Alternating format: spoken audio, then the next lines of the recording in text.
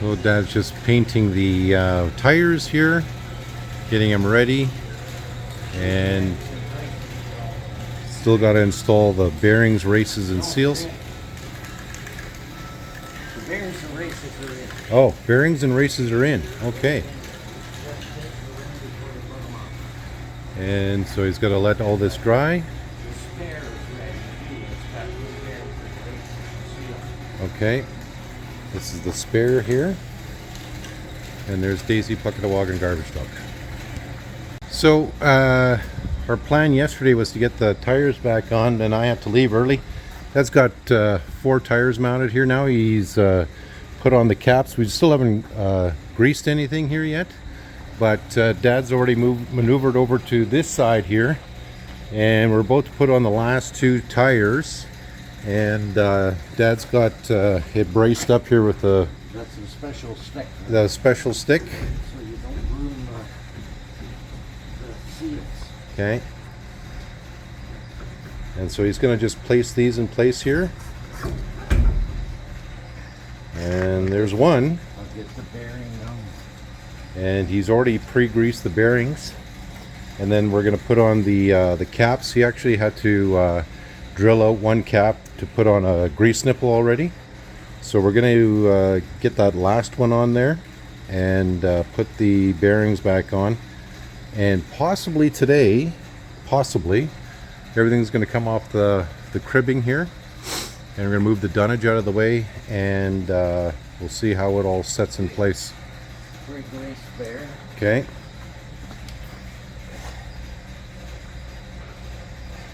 New castle nut. Okay. And before you put your castle nut out on, see where the hole is for your cotter pin. Yeah. And we covered that in a previous video. You want to make sure that you have your castle nut lined up so that you can put The axle, so you know where the hole is in the axle. And then I'm going to show you here.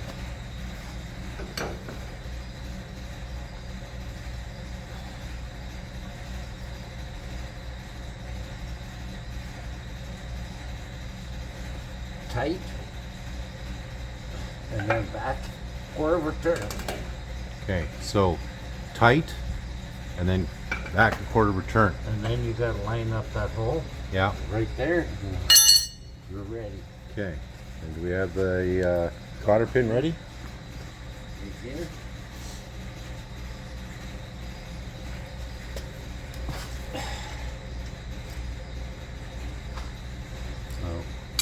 One finger on the cotter pin.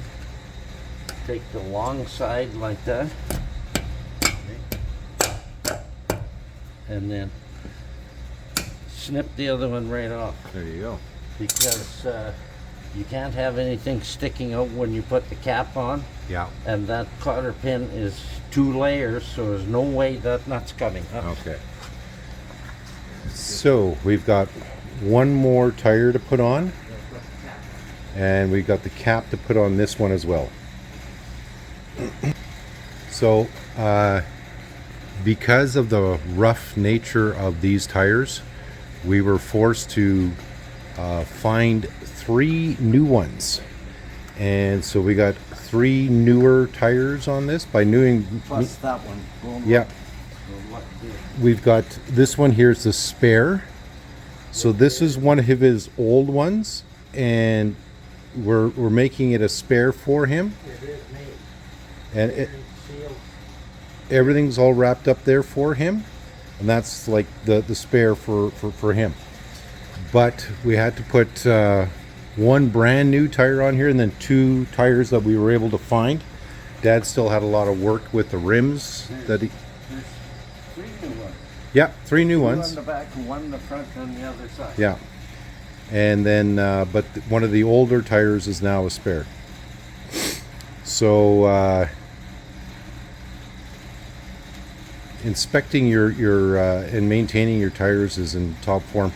We may have a source for new tires here. I know some guys use motorcycle tires, but we're expecting one source out of the States and another source with possibly within Canada for new tires. Once we know where they're coming from, guys, we'll let you know, okay?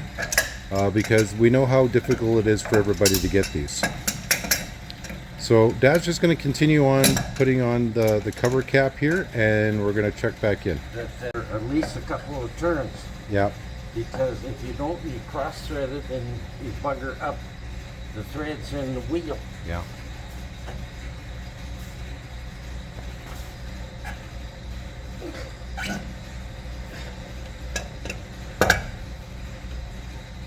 Okay.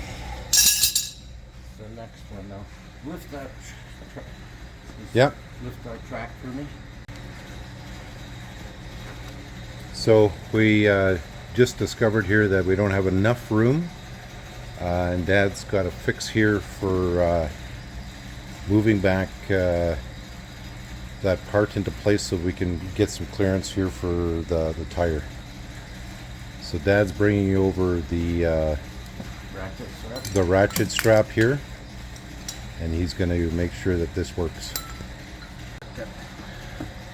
Okay, so Dad put the ratchet strap on, and always put a little grease on your seal too, so when it slicks on here, yeah.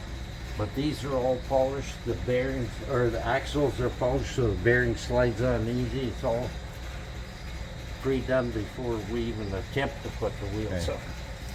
So Dad's just going to put the block on the back, and we put a wedge block underneath the other tire. And he's just going to lift everything into place here. Real simple. There you go. Okay, so new bearing, already greased, going back in. New nut. New castle nut. Where's the hole? Right there. Yeah. On the top. And so he's going to takes the guesswork out. do all that again.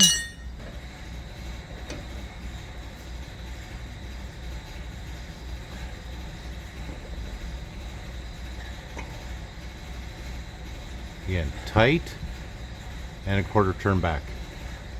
Wherever it lines up. Yep. Could be a little more than a quarter turn. And you can spin the wheel so you know. No drag.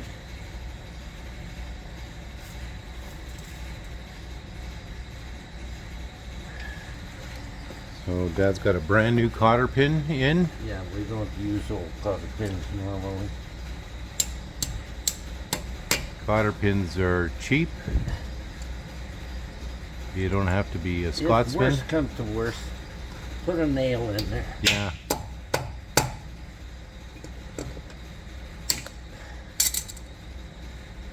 No, a cap. Okay, so we're going to get the cap, and we're going to put that one on. So Dad's got the last cap now. And sometimes you have to back up first of all Yeah. to get it fit properly. And you should be able to get a turn or so before you start tightening. Yeah.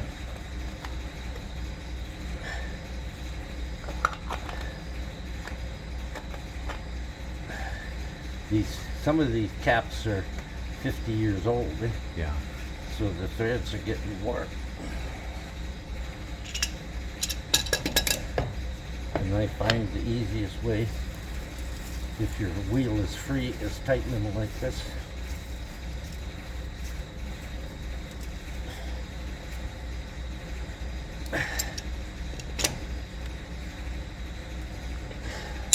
And they have to be snug. Otherwise, the cap will work loose, fall off, and then So Dad's created some new track adjusters for the customer, and Dad's just going to tighten them up, and we're going to see how that goes.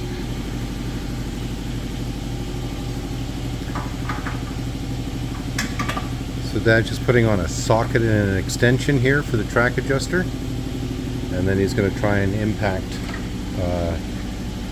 everything into place. speed it up a little bit so we don't have to do it all by hand.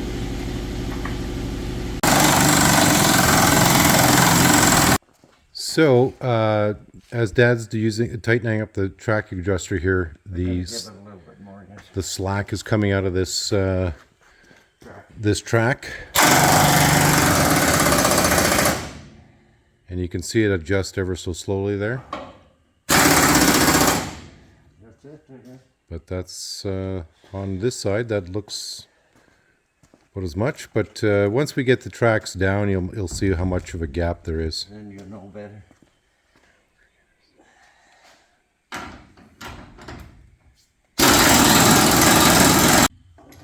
So Dad just used the jack here. We got rid of the dunnage. So this is the first time in 2 months this machine's actually been off the dunnage, and we're going to move everything out of the way.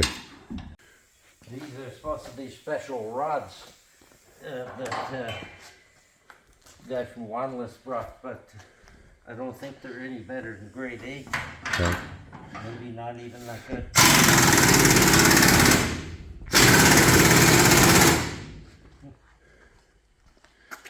So it's tightened up quite a bit here for Dad. He just changed out his impact gun. Sometimes we have to move them, eh? Yeah. I've moved the machine back and forth. I'll start it and just move it a little bit.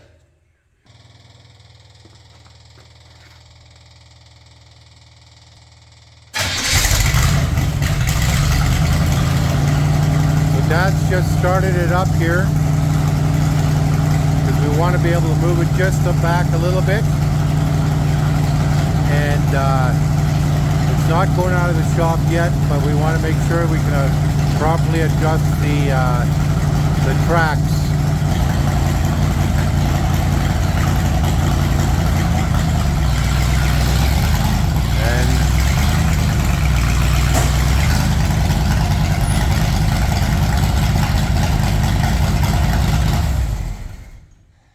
Okay, a couple back and forths, and now Dad's going to readjust the tracks again.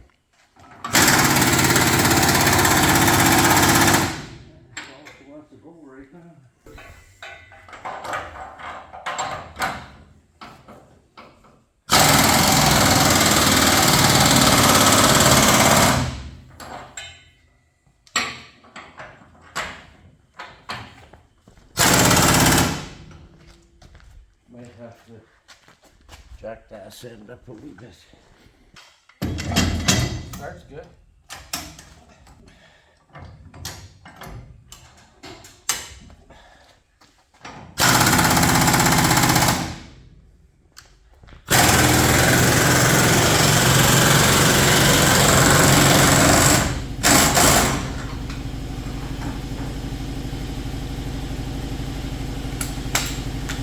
So Dad is just greasing the track adjuster now. Bit more pull.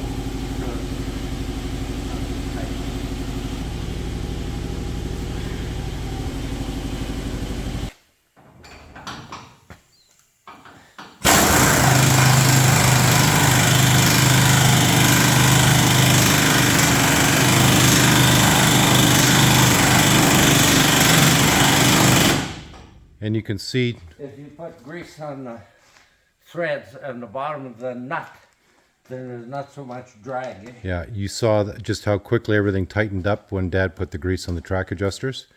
And he'll determine here if this is good enough or not. Pretty close. Okay. And they should be, if both tracks were in good shape, they should be pretty well even on the thread length. Eh? Okay. That should do it. They gotta be snug, but you can't have everything too tight because it's hard on the bearings on the differential. Yeah. And you're overloading this back axle. Eh? Okay. But if it's too slack, you'll run out the wheels will run out of the track. When the tracks are adjusted and you lift here, Yeah. you should only get 2 or 3 inches of travel Okay. above the tires.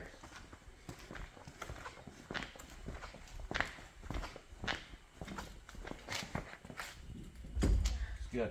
Okay. So too tight, you're going to put too much pressure on the differential and the bearings and the rear tire, and rear tire bearings, and too slack, and it can roll out. The tracks or the wheels will run out of the tracks. Okay.